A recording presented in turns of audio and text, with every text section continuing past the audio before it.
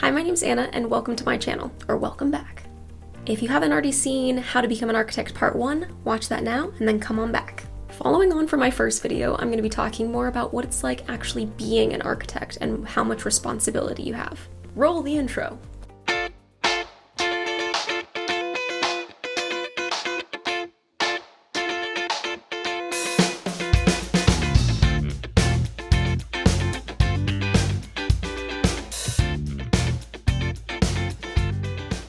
Okay, so being a qualified architect, you made it. So now what?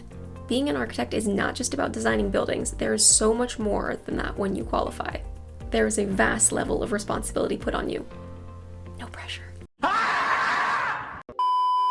The individuals I know in the construction industry, architects, engineers, surveyors, managers, contractors, and designers are some of the most hardworking, creative, and inspiring people I've ever met. Each person within the multidisciplinary team creates a vital piece of the overall picture of the construction industry, which creates the infrastructure that we all live and work in. I have the utmost respect for everyone on my team and still have so much to learn. I'm just starting out as a qualified architect, and even after 10 years of studying and experience, what I don't know fills libraries. First things first, the title architect in the UK is protected by law, specifically the 1997 Architects Act. So all qualified architects in the UK are required to register with the ARB, the Architects Registration Board. The circumstances of my qualification were a bit unusual because of the pandemic in 2020. I did my final exams and the final interview from my living room and found out the results on the very same day, which coincidentally was also my birthday. Best birthday present ever! Generally, I've heard of people waiting weeks, if not longer, to find out if they've passed or failed, being left in limbo that entire time. If you're currently waiting to hear about your results, deep breaths, it's going to be fine, whatever happens. I remember the day I qualified, I wasn't sure if I could actually call myself an architect publicly yet because I hadn't registered with the ARB. Even at its fastest, the process of registering with the ARB will at least take a couple of weeks because they'll need to verify with your university. Bureaucracy in that. The ARB holds you to the Architect's Code, Standards of Professional Conduct and Practice. There are 12 main standards in the ARB Architect's Code. As an architect, you're expected to be honest and act with integrity, be competent, promote your services honestly and responsibly, manage your business competently, consider the wider impact of your work, carry out your work faithfully and conscientiously, be trustworthy and look after your client's money properly, have appropriate insurance arrangements, maintain the reputation of architects, deal with disputes and complaints appropriately, cooperate with regulatory requirements and investigations. And number 12, have respect for others, which is important in any industry. In addition to being a registered architect in the UK, you can also become a chartered architect with the RIBA, the Royal Institute of British Architects. The RIBA Code of Professional Conduct is based around three main principles: integrity, competence, and relationships. As a member of the ARB and RIBA, you need to remember to keep to the code. Get out of here, you! Because architecture is a profession of lifelong learning, you need to do CPD hours, which is Continued Professional Development Hours, and are required if you are chartered with the RIBA. I could talk about that more in another video if you'd like. As architects, we are required to act with reasonable skill and care. This is a general level of responsibility that should be met by any average architect. As you can tell, I'm an average architect, and to say anything more than that would be considered holding myself out, or stepping out on a ledge. Like it's dangerous, which would be putting yourself at greater risk and higher liability. Acting with reasonable skill and care is a very common term in law. Because of this, many architectural contracts will have this phrase in place. If it says anything beyond this, you should be very wary and make sure your professional indemnity insurance will cover the variation. That specific phrase is also used in the YouTube Terms of Service Agreement, which is a really fun read if you have time. Also, just a note, don't sign contracts without reading them thoroughly. If you're taking on a new job, read through the contract and you can ask questions. You can send it back and be like, what does this mean?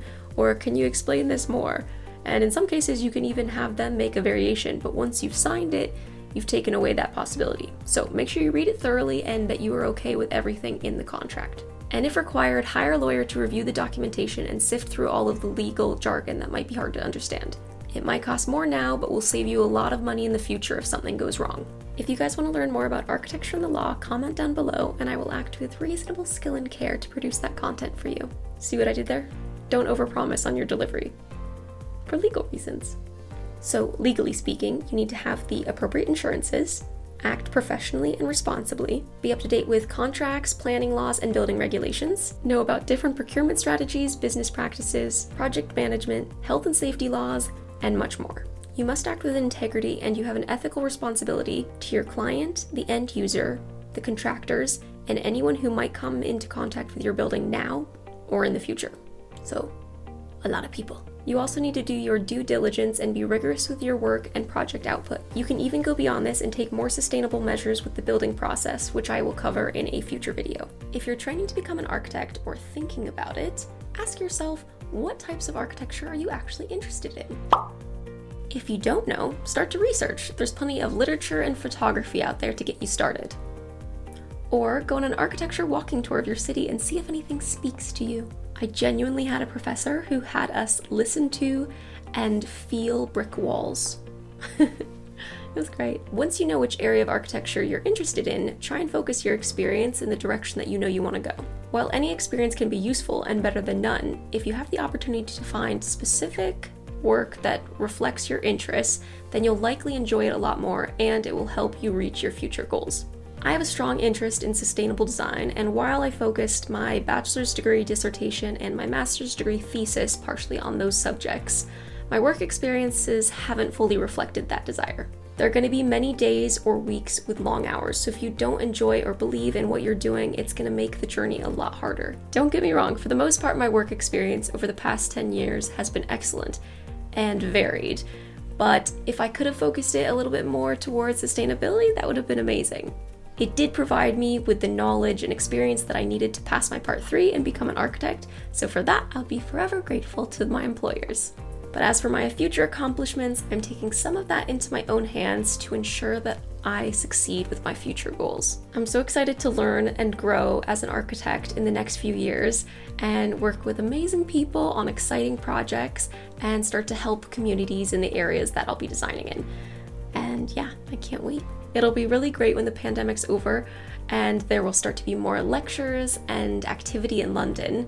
I remember when I first moved here, there was sort of this energy around the city, and whenever you'd go to architecture events, you just feel so mentally stimulated by the people around you and the conversations being had. So I'm really looking forward to that coming back. I've spoken to a few other people who've recently qualified as architects, and after so many years, with this one goal, once you finally reach it, you feel almost lost. You know, you've worked so hard for this and you finally made it. And you're like, what do I do now? I'm finally an architect and I've been working towards this for 10 years or however long. And finding the next path to go onto is really important. So you become an architect. What's next? What do you want to do? Ask yourself these questions and you will come up with a solution for yourself. I was recently discussing with a friend of mine about what we would do next and what would be our next big goal.